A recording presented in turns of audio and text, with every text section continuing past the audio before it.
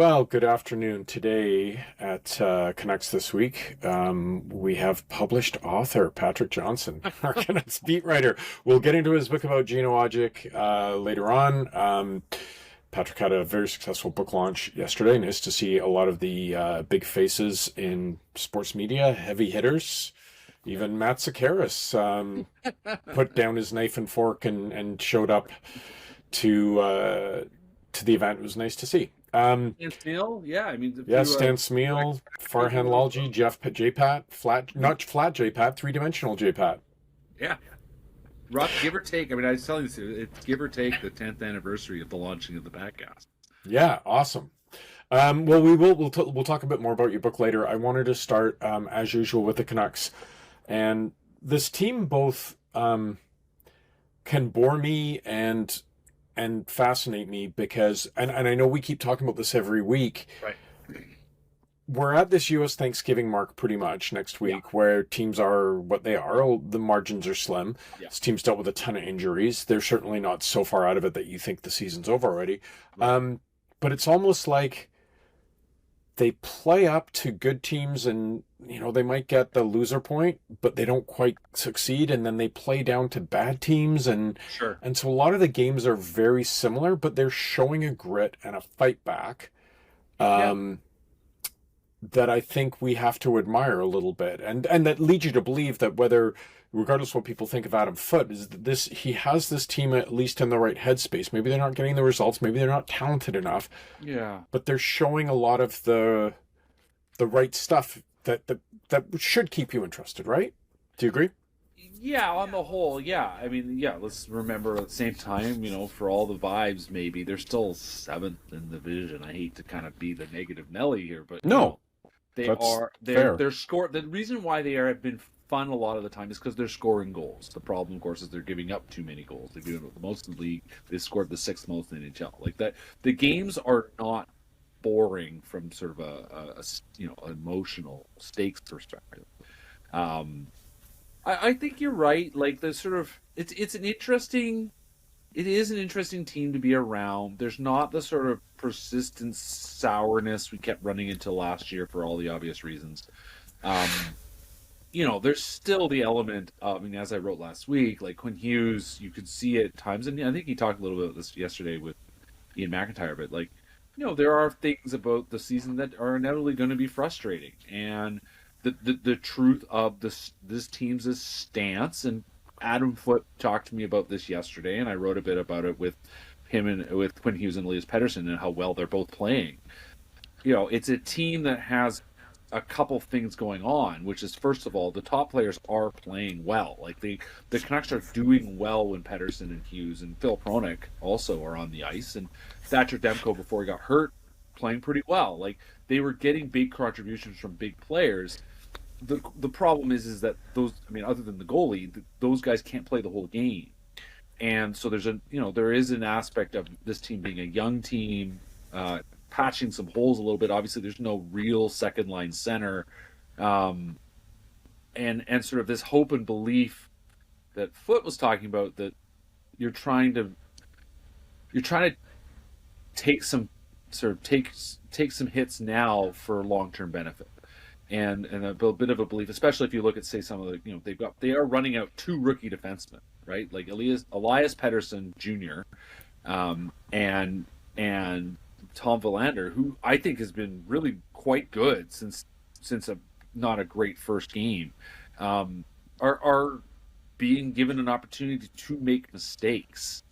And Adam Foote talked a bit about this like yesterday. That listen, like there's a lot of things these guys got to learn, but we got to do it. And so that's sort of the other half of it, and which is why, I think in the big picture, why people are going to sit back and say, what is Quinn Hughes' future here? Is he on board with, helping to sort of create this new dawn that the Canucks management team hopes for, that's coming in a season or two? Or is he just being like, listen, I've had enough of this, yada yada, I'm going to go somewhere else? That is why we're going to keep talking about it, because it's an impossible thing to ignore. But like, listen, like it's I've sort of lost my way a little bit in my answer, but this is a team that has things going for it and doesn't have things going for it. None of the things that aren't going for it are that surprising. We knew they had sort of issues with center depth, and we thought they would be better defensively than they've been, but I suppose this is, I guess, credit to Adam Foote. This is his acceptance of reality, is that this is a team that has to play for the future and has to do some sort of self-vetting while management tries to find a way to get a second-line center. And, it's not, they're going to have to do something. I mean, Jim Rutherford talked about this last week in that he said, well, we don't want to trade any prospects. We're not going to do a rebuild, but we're going to try to play a young team. So and as I wrote about, stop talking about the word rebuild. Let's just talk about building a team. Like, how do you actually do that? And that's what they're in the middle of right now. So, the fact that it's sort of entertaining hockey at least, and as you said, like, the vibe is pretty decent. These guys, I go in that room, had a great chat with Yuri Patera, who's the backup goalie for now. We'll see how long he actually is. Really nice guy, and has had a great story. He's not going to be a big player in all this, but a nice little story of his own.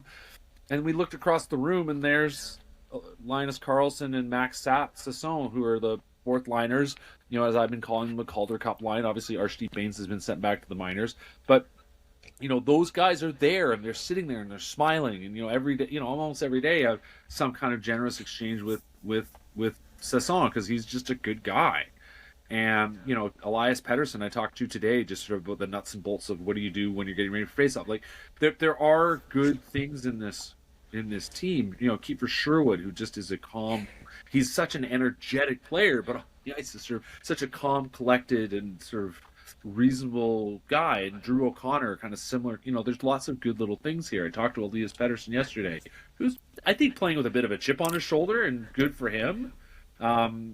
That's what this team needs, and he's playing, as I would say, as well as he ever has. And this is what they need, obviously, from him every day. So, there's the vibes are good, but the truth still remains, as I said off the top, that this is a team that's near the bottom of the division. They need to pick up the pace if they're going to make the playoffs, because, as you said, this is such a crucial point in the season, and there's just a history there you can't avoid. Yeah, the points definitely, and there is a long way to go, but yeah, maybe they get some of their injured players back. That helps a little bit. Yeah. But this interminable conversation we have about whether the team is going to rebuild or not. Yeah.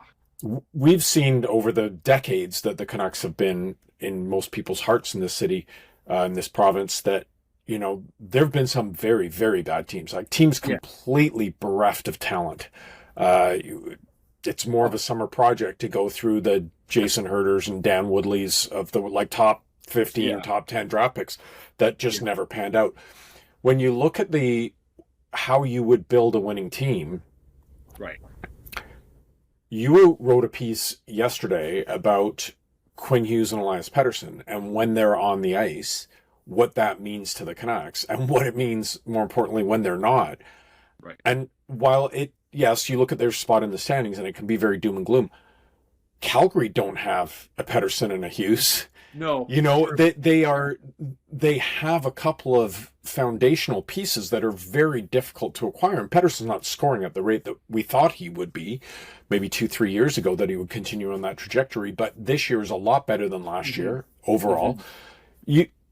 Talk about these two players. I mean, sometimes it's so easy to just get lost in the malaise of the Vancouver Canucks and forget that they've got two very, very good players. And if you can find a way to fill in those holes around them, I'm not going to say that's easy, but it's not as hard as going, we don't have a franchise defenseman. How do we get one? Well, that's absolutely the case. You're absolutely right.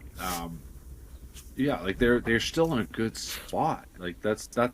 As long as they've got Quinn Hughes, they're in a decent spot. Like they have, you're such a soccer guy. We talk about the spine of the team in soccer, right? Like the spine of the team is there, especially if Pettersson is well and truly back. Like this is a guy that is playing like a number one center. Now he's not.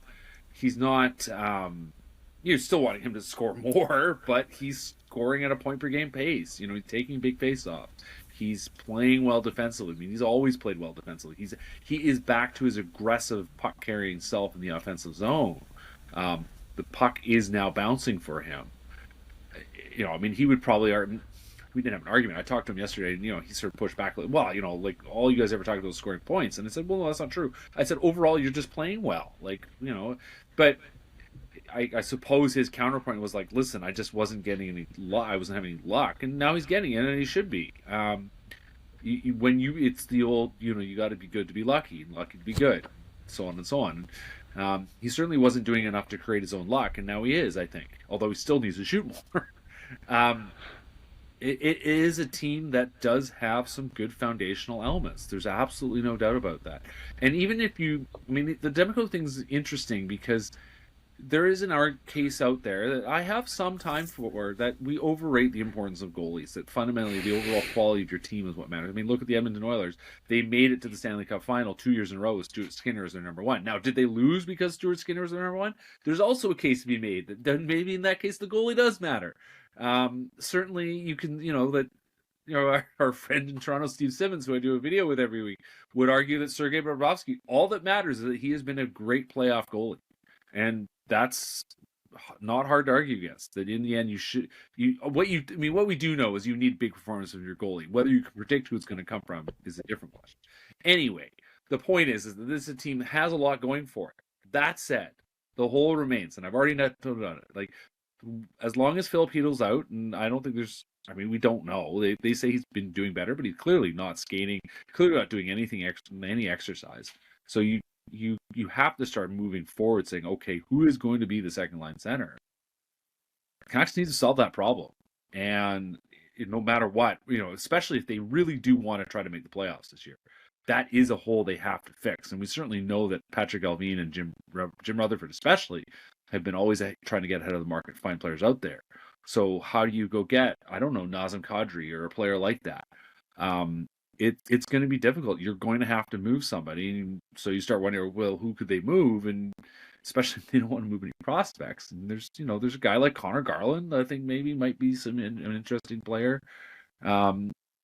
It's a team that has things, but they need more, and they've got it. The way forward, which seems to be implied by Jim Rutherford last week, is that they need to basically change the cards they have in their hand. There's not a lot of avenues to making that change, but they clearly seem to know they need to do it.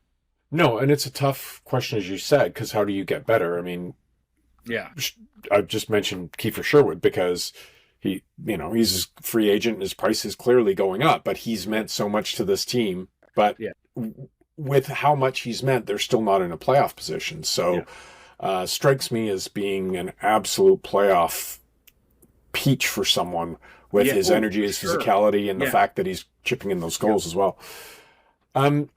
Just to go back to your story on Pettersson and Hughes, this is where I find the Hughes conversation about the sort of medium to long-term future so fascinating about how this team manages this. Is there a fear, like when you look at the numbers, when they're 5-on-5 and those two are on the ice, they get 51.3% of the shots you reported today.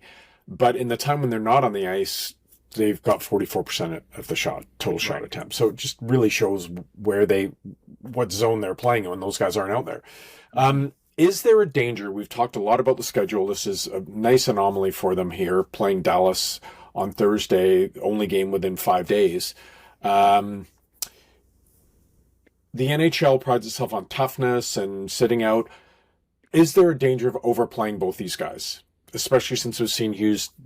I mean, they're chasing, right? And you can't, if you start holding back, when is it too late? But how do you think Adam Foote can manage the situation? Should he maybe turn it up and play them more, considering those numbers are so stark? Or do you have to worry about how they're going to be after Christmas, et cetera? Along with the Olympics looming, too. That's the other elephant in the room. I mean, part of the challenge, I think, truly has been that they've been on the road so much. They've done a lot of travel so far this season. And that's just a situation where you can't pick your spots as well. But when you're at home, you can pick your spots and you can think carefully about the kinds of matchups you want. So, is there a way to actually get more out of them by playing them less? Possibly, just if you're trying to optimize the shifts. And this is something I would say, one of the things that in the early season I said when we first sort of looked at sort of how the shift rotations were happening, there were a couple of games there. I mean, Adam Foote was a bit defensive about it, but Elias Pettersson didn't play a lot, and you're in games and you're trying to win games. He did have one night, and I can't remember who they were playing, but the game was lost, and he said, "I'm not." I think it was in Pittsburgh, and he barely played Pettersson down the stretch. He said, like this is a game in the future that like we don't want to burn him out here, and we need to save him for the next game. So.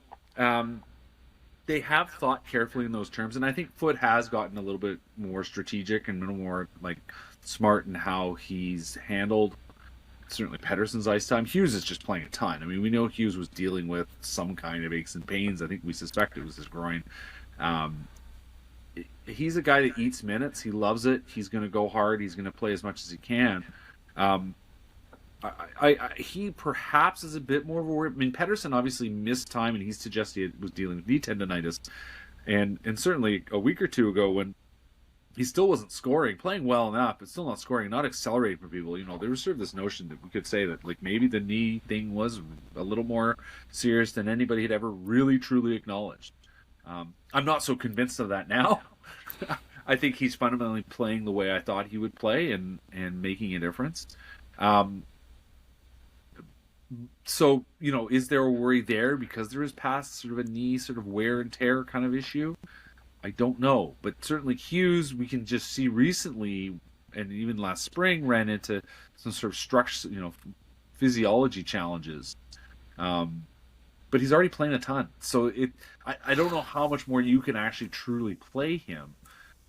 I've advocated for this before, and I understand perhaps why they've been a little hesitant to do it, but I do think this is, for instance, a great example of why Filip Hronek would be a great, as a guy maybe you got to lean on a little bit more, separate the two of them and have one on the ice, have them basically split the game.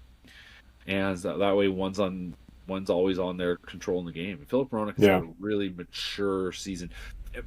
Adam Foote was asked about him this morning on Thursday, and Foote talked a lot about sort of he's seen a lot of growth even in the last sort of 6 months since he got hurt last season. But pointing out that this is a guy that he's been with since basically the beginning in Vancouver, and the amount that he's added to his game, and he doesn't talk a lot with us in the media, and that's by his own choice, and I suppose fair enough. But he is a locker room leader. He's a guy that is vocal and is known to his teammates. His teammates will let you know that he makes a big difference for us in terms of accountability and teaching and all these things that the veteran leaders on this Canucks team need to be doing.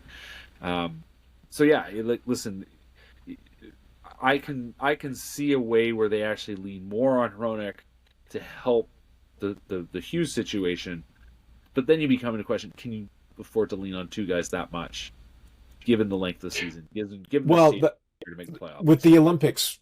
Not just a compressed schedule, but we know they've got their best players going to be involved in the Olympics. It's just such a shame that they're like so far out of the playoff mix at the moment. As I said, you're chasing, right? That you can't manage that a little better, because when to go back to the goalie conversation, if Thatcher Demko's healthy in the playoffs, 2 or 3 big saves in a game, and all of a sudden you're up in the series, and it can just make such a difference at that part of the season. So, exactly.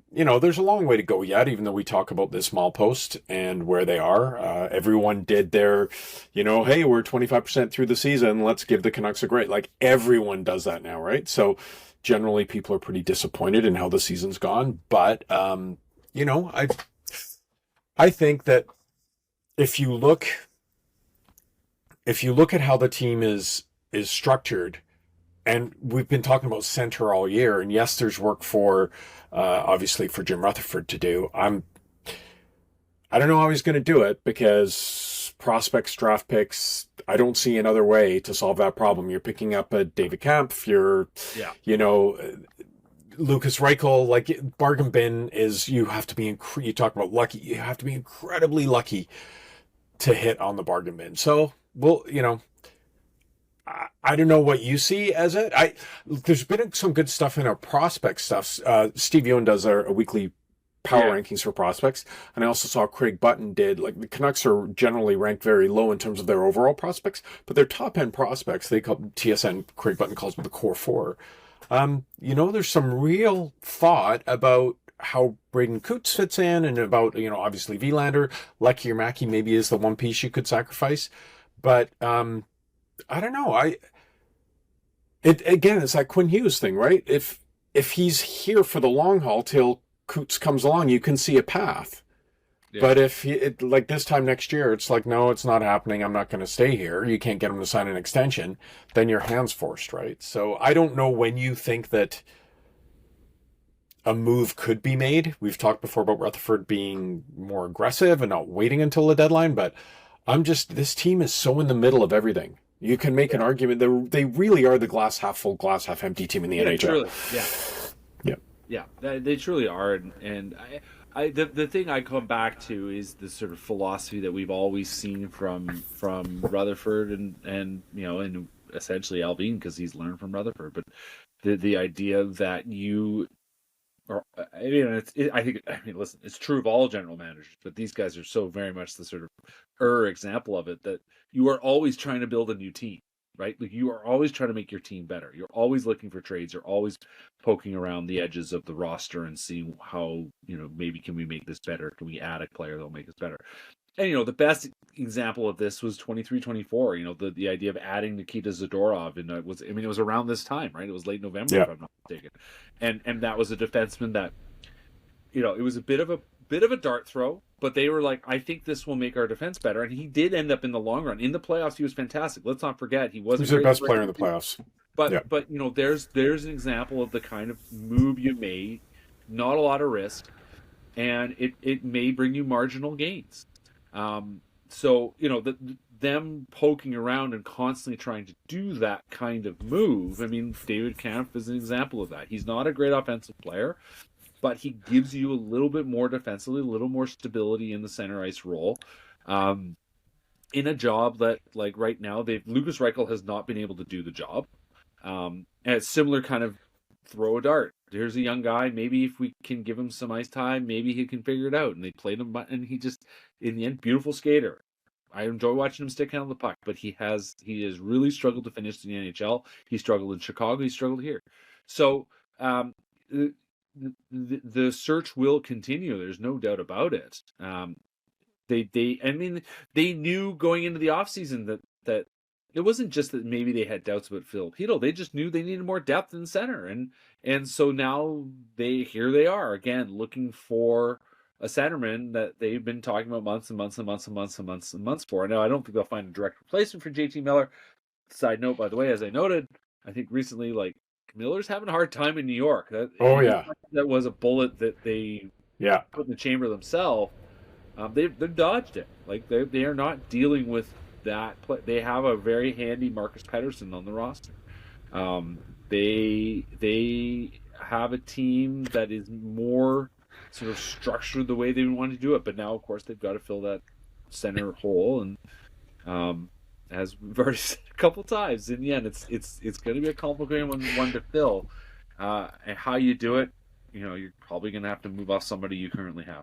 It is curious, as you point out in your story, they're, sixth in the NHL in goals scored, and they're worst in goals against. And for the record, I believe they're seventh now. Okay. But anyway. The last time that they scored less than 2 goals was when they got shut out by the Rangers pre-Halloween. Right. But then you look at what's happened, and I know there were some anomalies here. Like, they score 6 in Tampa, but they give up 8, including 5 in the third period against Florida. But, 8 against Florida, 5 against Winnipeg, 5 against Colorado, 5 against Chicago. Even in the games that they won, they give up 4 to Nashville and 3 to like, it's clear that has to be, and it's not all on the goalie. I mean, the Florida game made me laugh. Like, you look at the shots against and the fact they score 5 goals on 15 shots, and meanwhile, people look at it and go, "Oh, Demko's injured. That's 40 shots against," and you end up giving up 8. That's not good either. But you had the better save percentage and lost the game. It would suggest that picking up guys like Kampf maybe can work, at least to get them back over that line. Yeah, I mean, listen. The other way to slice it, they've scored a lot of goals. At the same time, you do it per game, and they're like, I think they're 15th or 16th in the league, right? Like, there's a lot of sort of average about this team, and you can see why they know they need to do more. they need to shore up their defense, and that's a bit of a systems question. I mean, it is also fundamentally a quality of lineup question. Uh, their power play's been fine. Their penalty kill's been atrocious, right? Like I Yeah, wrote about worse this than the league. 2 weeks ago, even they were and it's not going away. Like they've been losing the special teams race. If you want to look at one specific thing that they can actually probably solve pretty quickly, it's fix the penalty kill. Just get average. They're far and away the worst in the league. Just get something close to average, and you will all of a sudden start seeing this team at least punching its weight again. And they are not in these games because the latest. I mean, they're giving up a power play goal 1 out of every 3 attempts, and I think their power play is at 23 or 24%. So that's give or take 1 every 4 attempts. So they're scoring power play goals at a rate still less than the rate they're giving up goals against on the penalty kill. That's just not a sustainable way to play. No, this isn't an assignment per se, but I haven't seen anything written on it from a trend point of view in the NHL. But it does seem like there's the maybe it's a compressed schedule, but you're seeing more 5-4 games than 3-2 games. Yes. Oh, yeah. So the league is slowly being dragged to that way from a trend point of view. Okay, we've gone on quite a bit here, which has been good. But I did want you to talk about your book. Great stories told last night. The book, it's been out for a while, but Christmas is coming. And I do want to be clear. I mentioned it when I said Matt Sakaris put down his knife and fork to come. That wasn't a shot at him per se. It was because of the interminable debate that I remember of Matt eating pizza with a knife and fork. Oh my goodness. It was a pizza reference. I don't trust people who eat pizza with a knife and fork. I just think it's weird. And that's a hill he wanted to die on. So that was that reference. It was not a personal shot at Matt, other than I don't trust him because he uses a knife and fork to eat pizza. But anyway, lots of great stories. Peter Leech was... Yeah, there's no pizza stories in this book. Peter Leech was there, your co-author on the book. Gino's very good friend. Just maybe tell a couple of stories about the book, or why people should get it, what they'll find if they get it. Our editor Nikki Bennett said, would I like this book? And I said, yeah, I think so. It's not so much about hockey. I mean, it's about a hockey player, but it's about the person more than the player. Yeah, and when Peter and I first approached me and had said, this had been something he and Gino had talked about before, and that I guess my name had come up along the way. I said to him, listen, like, if we're going to do this, I think we need to tell the full scope. And Peter agreed. And Peter's just, he's not he as I said, Peter's a wonderful storyteller. But, not a writer. I'm the writer. And, when I sat down, if we're going to do this, I want to make sure that we aren't afraid to talk about the nuances of his life.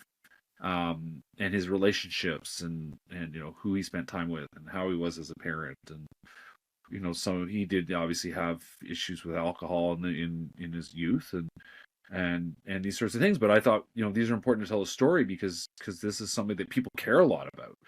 And then we had a wonderful conversation with his sister Dina, who Peter's known for years, and Dina's one of Peter's biggest backers, given everything Peter did for her brother, especially over the last decade of his life. As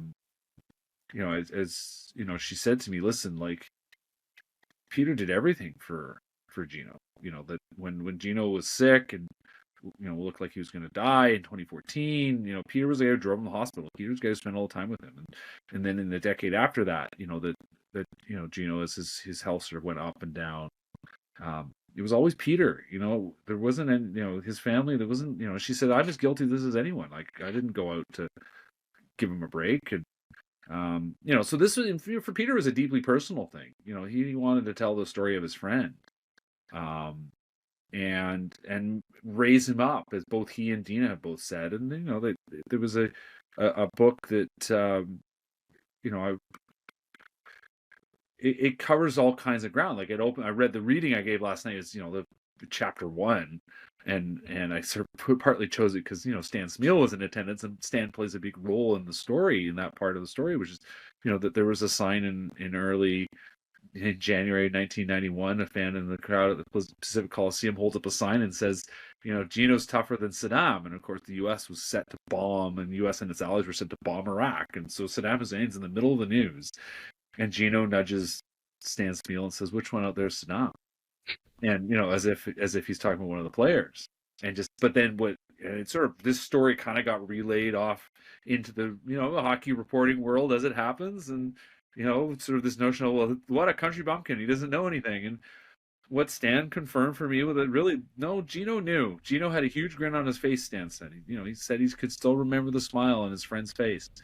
And Gino was kind of playing a bit of, he liked to play the role a little bit, I think.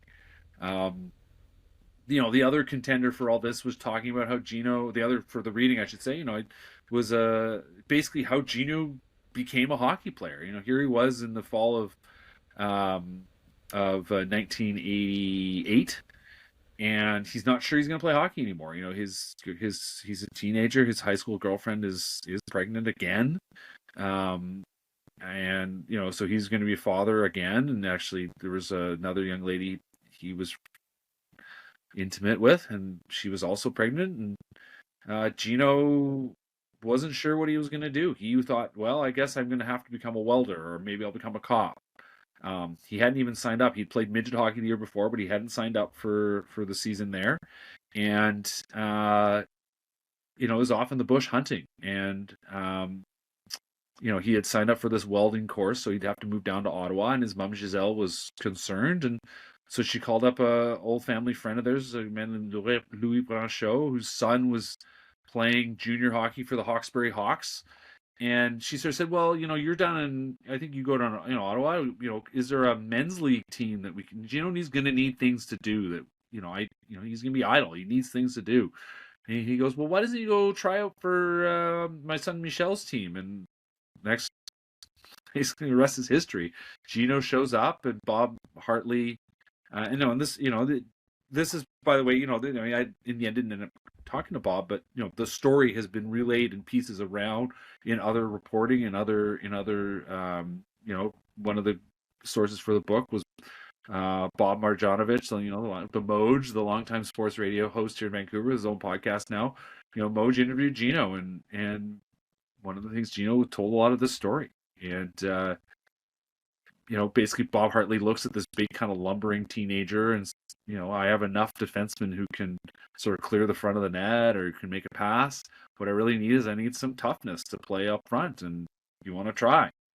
And Gino goes, sure. And Gino hadn't really been a fighter to that point. He'd stood up for himself. His buddy Mike Cote told me about, a story from when he was young, basically that, they dealt with some racism on the street, and Gino and at school, Gino would stand up for himself. And so this is a guy who knew how to take care of himself. It wasn't his instinct, but he became a junior hockey tough guy.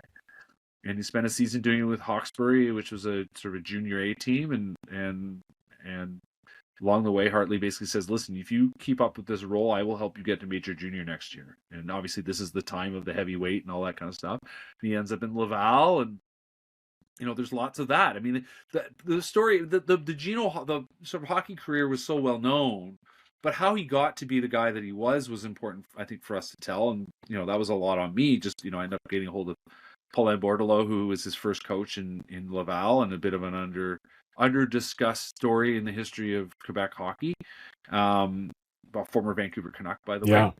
And just doing that, and then talking about the challenges in his life, how he became, a mentor to a lot of Indigenous youth. And as I said, there were some struggles with alcohol. We talked about his journey for healing, he called it, in the summer of 1995, when he and Sandy McCarthy ran and walked from Calgary to Vancouver. I talked to Sandy about that. I talked to Jen Thomas, the leader of Slay-La-Tooth, or former chief of Slay-La-Tooth, who was involved in organizing that. And Gino meant a lot to a lot of people. And the task of the book was to try to raise them up. And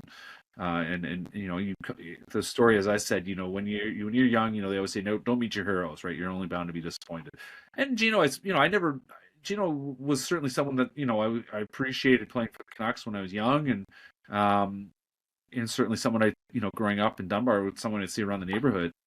But, to learn about him and his sort of, his life, it was really interesting, and he was someone that people cared deeply about. He cared deeply about the people around him, and he did, for better, for all his best efforts, he really did try to make the lives of people around him, and he helped young people, and he, whether it was in the workshops that he and Peter led, or just in his interactions with young people, whether it was back in his community or here.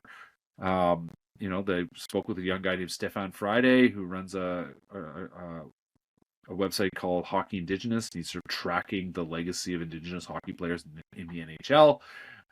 And Stefan's talked about, he's from a place called Saskatchewan, which is on the coast of Hudson's Bay, way up northern Ontario. There's no road in.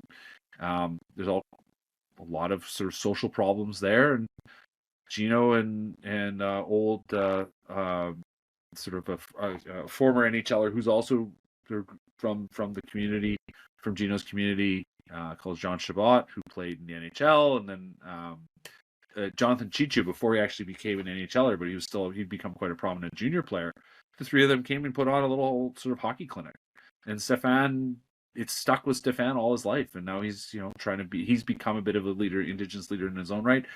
There's all these stories out there, and that's some of the things we touched on, and we touched on Gino's sort of parent, life as a parent. And I spoke with, a couple of his sons and a couple of the mums is the best way to put it, and learned a lot about who he was as a father and how he did his best. And in the end, inevitably, some of the things where he came up short, but it was a really fascinating story.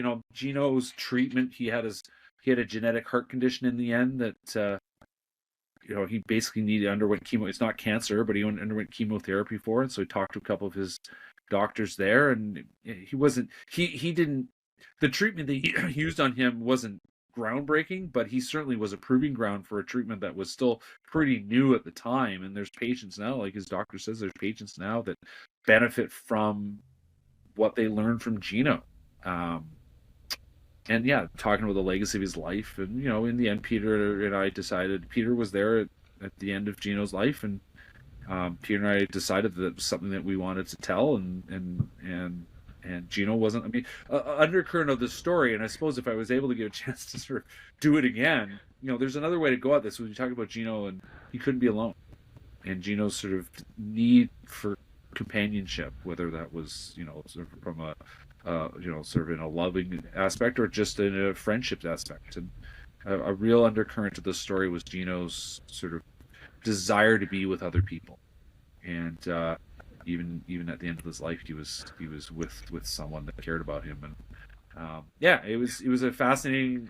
I'm proud of the work that Peter and I have done, and then the book Peter and I have put together. You should be, and people should go pick it up. And, whether it's for yourself, you're a Canuck fan, or a Canuck fan, it is a great Christmas present.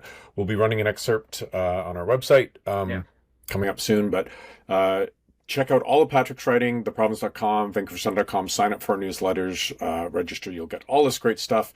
Went a bit long today, but well worth it. And looking forward to reading the whole book all the way to the end. So thank you, Patrick. Thanks, everyone, for watching and listening. We'll talk to you next week.